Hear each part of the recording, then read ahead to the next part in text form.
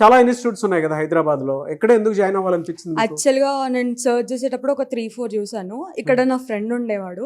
నేను 1 వీక్ లేట్గా జాయిన్ అయినాను యాక్చువల్గా. సో తను సజెస్ట్ చేశాడు. అప్పుడు వచ్చి ఇక్కడ చూసాను, నాకు నచ్చింది. 3-4 చూసాను బయట, వాటితో కంపేర్ చేసుకుంటే చాలా బాగుంది. సో ఇక్కడ జాయిన్ అయ్యాను. ఇక్కడ మీరు జాయిన్ అయిన తర్వాత మీలో మీరు చూసిన చేంజెస్ ఏంటి?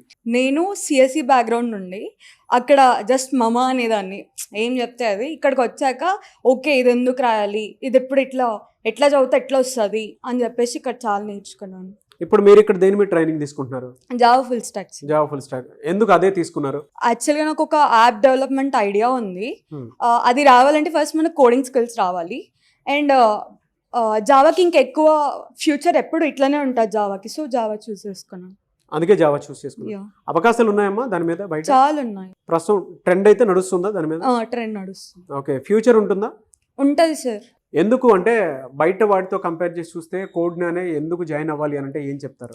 సార్ బయట ఎట్లా అంటే నేను చూసిన దగ్గర అయితే కొందరిని అడిగినప్పుడు నో వద్దు అని చెప్పారు వాళ్ళ ముఖం మీద. ఇక్కడ అడిగినప్పుడు ఆహా యూ కెన్ జాయిన్, నేర్పిస్తారు, మీరు నేర్చుకోగలుగుతారు అని చెప్పేసి వచ్చినాయి, అట్లా రివ్యూస్ వచ్చాయి. సో జాయిన్ అయ్యాను.